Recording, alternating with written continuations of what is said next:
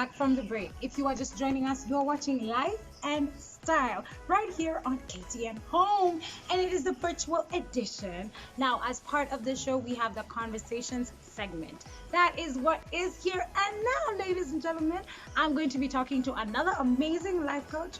He goes by the name of Sam. Let's go and meet him and hear what he has to say. Hello, everybody, and welcome to the conversation segment. Today's guest is Sam V Dumbu. And you guys, I am so excited for you guys to hear all the wisdom he has to share today because Sam has an amazing resume. Sam is the founder and CEO of his company Ambigen Limited. He's also a high performance coach and he helps people find financial freedom. So there's something called financial freedom training that he does. Obviously, he's an award winner through all the incredible work that he does and a very highly sought after conference and keynote speaker. Hello, Sam. How are you? I'm very fine, thank you. How have you been doing during all this COVID-19? Have you been at home? Have you been working outside? What has your experience been like? I've been at home and I've also been working. Right now there's no, we have this thing of social distance. You cannot have our training. So everything is done online. We have more of these Zoom meetings and everything is done via WhatsApp groups. Our trainings are in WhatsApp and all that. So we've really been affected, but I thank God. It's good to hear. I'm glad. And at least you're still working. So am I. So yay. Now, there is an interview you did at Radio Maisha, and you gave your story growing up. And I was listening to it, and I was just like, wow, such an impressive story growing up. Your entire experience in high school and getting into university despite the difficulties that you faced in your education. And there's one thing you said during the interview. You said your biggest inspiration or your biggest motivator is you hate poverty. You want to stay far away from poverty. You don't want anything to do with poverty. And I thought that was quite outstanding. So what I want to know is, to you, what does it mean to be outstanding? When you think of that word outstanding, what does that mean? First of all, you can't be outstanding if you're not standing out. Oh. For you to be outstanding, you must stand out. And how do you stand out? As a human being, at a personal level, how do you stand out? By being different. In Kenya right now, we're talking about COVID-19 as a pandemic. But in Kenya, we have another pandemic. Not only Corona is the only pandemic in Kenya right now. Another pandemic is called being average. Most of Kenyans are comfortable with being average. Being average. Being average, yeah. You can't be outstanding by being average. Most of them are like, oh, I'm in the middle class, I'm okay, there's nothing like that, So for me, being outstanding for me means that I am at the 1%. I'm a 1%er. There's something called 1%. Mm-hmm. Being at 1% top of whatever field you're in right now. For example, you right now, you're in the media and all that. You're being at the 1% level of the media, So for me, I think that being outstanding is being different from others. Yeah.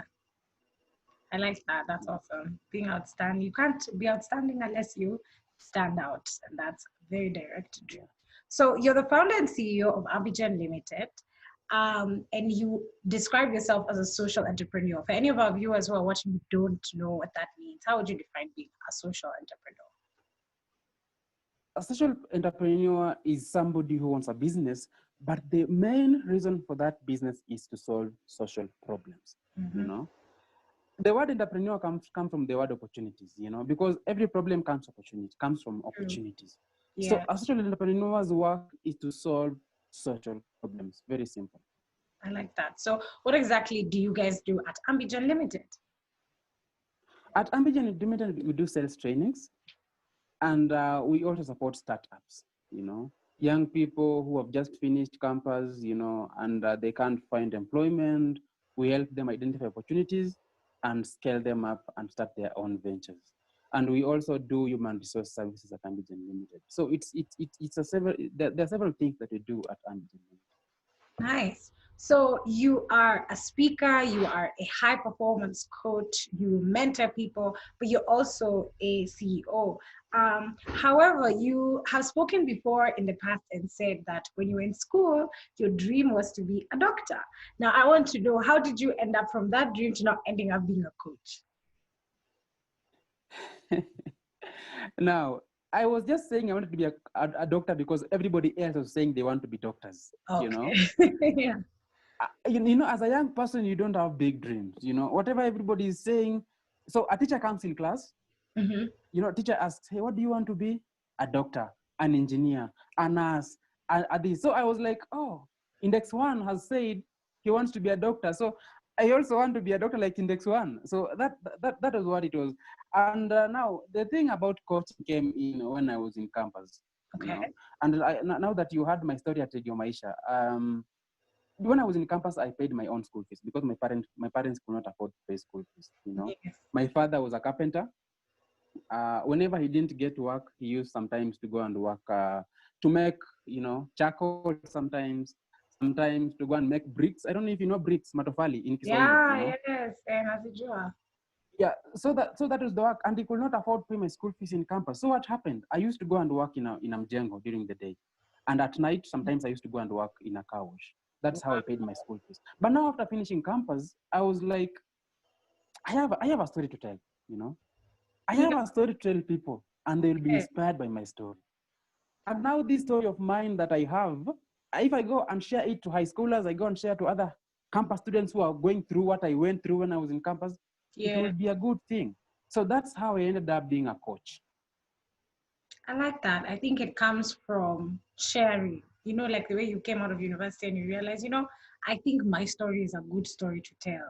You obviously have met people through university and maybe they hear about what you come from and what you've managed to do and educate yourself. And you're like, oh, Kumbe, this is impressive and more people should hear about it. And I'm so, Yeah. me myself, I'm so impressed. I can't believe you are doing Django and car wash and still a university student. That is just amazing. And I think it just shows people if you really, really, really want something, then anything is possible. And that's very admirable. Now, we are talking about the youth and we're talking about being outstanding personally and in your professional life as well. Now, you're a CEO, so obviously you have a team at Ambigen and all of you work together. And you have also worked for other people. So, what I want to know is do you think that outstandingness in your professional life goes together with outstandingness in your personal life? Ama lazima separate? Is somebody able to be outstanding in both fields at the same time?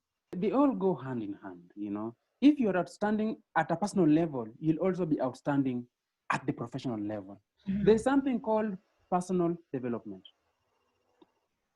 And when it comes down to personal development, if you can develop yourself very well, you'll also develop yourself at the professional level. If you look at these guys, the top CEOs in the Fortune 500 companies in the US, most of these guys, they read a lot of books. They Yeah. go outside and develop themselves personally. And that's how they end up being top CEOs, you know? So if you're not good at a personal level, you can't be good at the professional level. That's how it always goes. So outstandingness begins at a personal level, then it goes at the professional level. It always begins in, then out. I like that. You're actually not the first coach to say that here on this show, but I think sometimes people don't realize that maybe doing the work inside might even be harder than the work that you're waiting for outside. Working on yourself and figuring out what Yeah. you need to improve on as an individual can be quite hard. So I have been on your blog and your articles are amazing. I really like the way you write. You write so honestly and frankly. You just tell people, enough is enough. No excuses. So for everybody watching, please do make sure you go check out his Yeah. blog. We'll Yeah. tell you where you can find it towards the end. But you wrote a piece, and we actually talked about it. You wrote a piece on teachers. And you didn't write a piece on teachers and children and e-learning. You wrote a piece on teachers and how this is the time for them to earn additional income. And you were guiding them on exactly how they can do that. But you quoted specifically that here in Kenya, there's a lot of young people with they say they want to be in business, they say they want to be entrepreneurs, but they don't even have the business idea, or they don't have never bothered to write the business plan. And I wanted to know, do you interact with a lot of these young people when you're coaching them? And what is usually the first person you tell? What's usually the first thing you tell such a person? You know, it's crazy. You know, somebody has been in the university for the last 4 years doing a business course like BCom or BBA or BBIT or BPSM. Like for me, I did BCom. You know, somebody has been in the university for the last 4 years or even 5, and they don't know what a business plan is. It's very unfortunate. You know, they don't even know the process of starting a company or registering a company. They don't know, and they have been doing a business course in the university. Now, first thing I always tell these young people is to look for the problems in the society. You know, you can't start a business. You can only solve a problem. Real entrepreneurs look for the problems in the society, then they go out and solve them. And if they cannot see a problem in the society, they go out and create it. And this is the right time for them to do this. You know, during this pandemic, most of these young people right now are just at home, you know, complaining, doing nothing. Oh, President, I'm only 30 days and all that. Instead of looking at it as an opportunity, you know. You touched on young people right now who are complaining, and woe is us, we are worried, we can't leave the house, oh, Corona, what. And you're like, that's not the place for young people to be right now. But there's young people who maybe finished university in 2019, had all these goals for 2020, they were tarmacking, or maybe they were starting their business, and now they feel like COVID-19 cut them, you know, right at their knees. And they feel like they don't have a goal anymore. They feel like they're not going to be able to accomplish the things they wanted to accomplish this year. What would you say to such a young person? In 2013, we had the Westgate shopping mall attack. Yes. And we had very many young people, very many young people between the age of 20 and 30 who have been business enterprises inside the Westgate shopping mall. And now, when we had the attack, the terrorist attack at Westgate, most of these young people went back home and said, I will never do this thing again. I don't have hope. I will never do this again. I will never do a business again. And we had those who said, okay, thank you, God. It has happened at Westgate. So I will leave Westgate. I'll go to another shopping mall to open up another company. I mean, another shop at another place. Maybe I'll go to Next Gen Mall. I'll go to another mall, you know. So I will say this. As a young person, you finished university last year but one. You've not yet been employed. If you are not going to take this coronavirus right now, this period at home, and you know, it's a period for you to think about yourself. What are you going to do? If you don't take this period right now, a lot of free time for you to develop yourself and to know the problems that are in the economy and how you can solve them, the effects of coronavirus pandemic will haunt you in the next 7 years. 7 years. That's the reality. That's how it is. First pandemic we've been having in this world. We had the 1929, you know, the Great Depression, 1929. Yes. You know, we 2008, we had another one, the market crash. Yes. You know, yeah, they have been there. There have been very many pandemics. But if you don't take a pandemic to your advantage, it will take you down. So to a young person, there is hope. There is hope.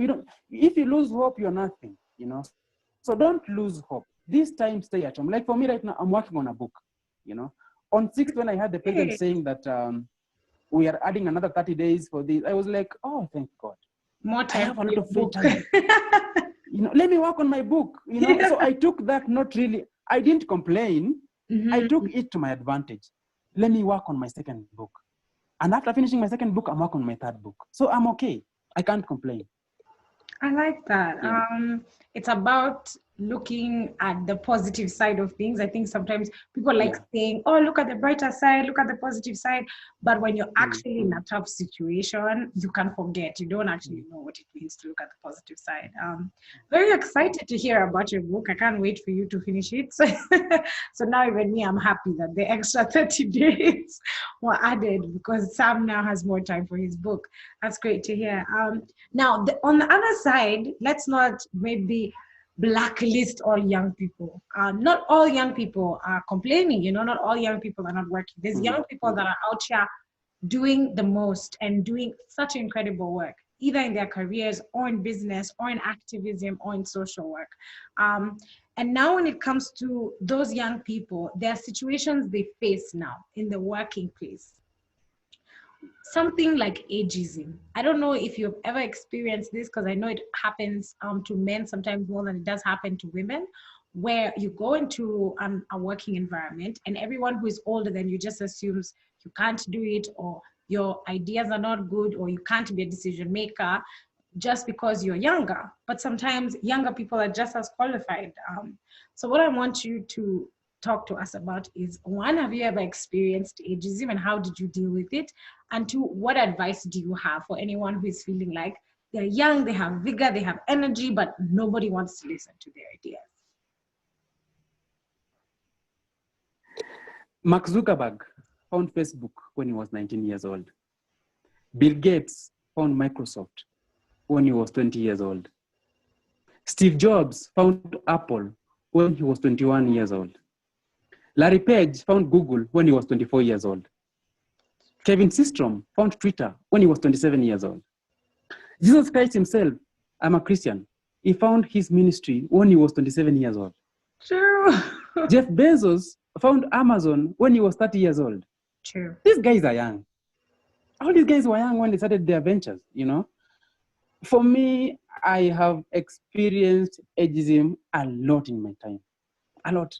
Because I'm young. I'm not an old guy. I'm a very young person, I was giving And some of my you an trainings happen. opportunity to tell them how young you are. I was trying to help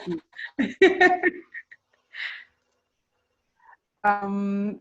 Okay, I'm not yet 30, And when I do some of my trainings to teachers, I do a lot of trainings to teachers, to principals, and most of these principals are 30, are 50, are 45, are 55, are even 59.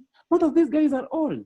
But I go and train them about entrepreneurship, about financial freedom. Some of them are like, you're so young, what can you tell us? So I have experienced it.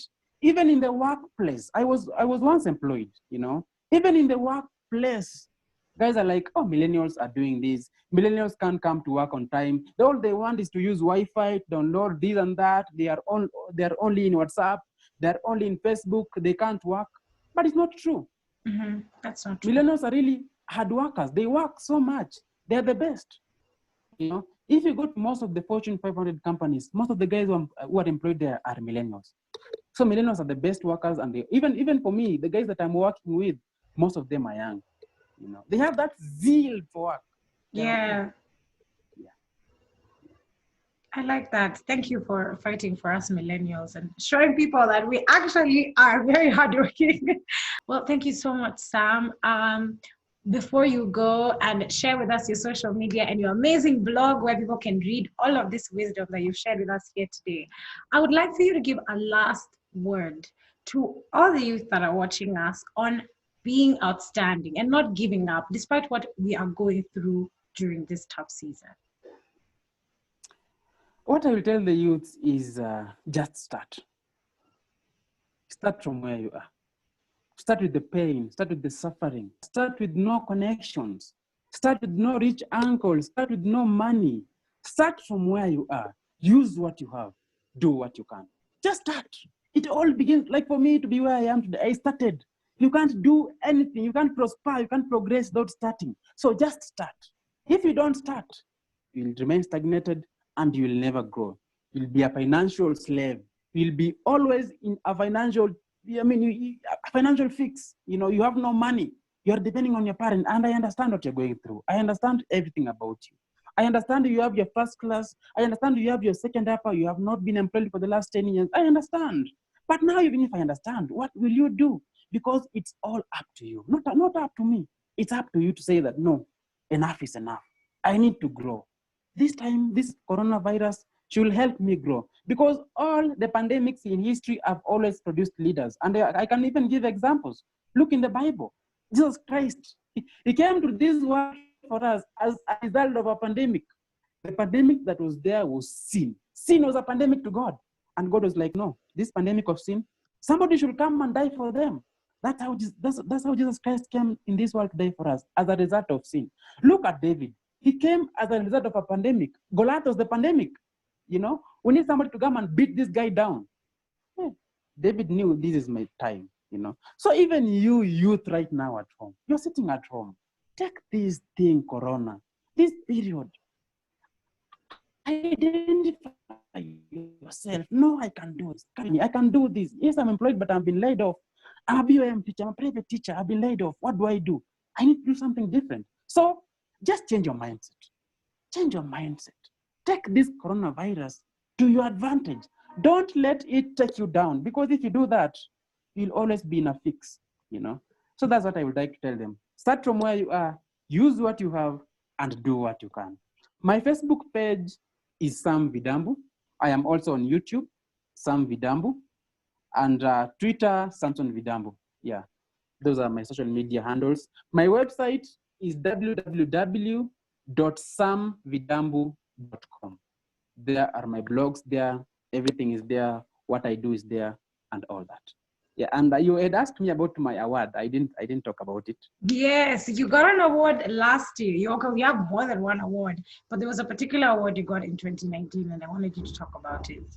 Yeah. Last year I won. Actually, it's 1 year now, because it was in June last year. Right. I won an award called the 254 Youth Entrepreneurship Award in the category of social entrepreneurship. I won the award as a result of my work in helping young people, identifying opportunities, and starting their own businesses through my company called Ambigen Limited. Last year also, I was listed among the top 100 most influential young Kenyans. And I really appreciate it. It was not an easy thing for me. I really thank God for that. That's amazing. And I am looking forward for more awards. Yeah. Yes. That also means for all viewers who are watching, you heard me say he's a high performance coach. You heard me say he teaches about financial freedom. You heard me say he's one of the most sought after keynote speakers. See, he has the awards also to prove it is true. You have not just heard it here at KTN for this season. Thank you, Sam. I've had such an amazing conversation with you. I really appreciate you making time for the interview. Have a wonderful day. Thank you so much. Thank you for having me. Bye. Bye. Well, guys, that was Sam V Dumbu, and he is many things. But what I think he actually is an inspiration in the way he walks his own life. And I want to reiterate one of the things that Sam has shared with us today for Surya's Cut, and that is start today, man. Just start today. He said, start if you have no connection, start if you have no rich uncle, start if you don't think you will make it to the end, start nonetheless. Use what you have and do what you can. Just start. This is Conversations, KTN Life and Style Virtual Edition. We'll keep going. Right after this is the artist segment, and we also have really fun TikTok videos. I have been your host, Susan Jaroge. You can find me at my social media on Instagram at Sura_Common, on Twitter, Esteroge_, and on Facebook, my page is Sura Common. See you.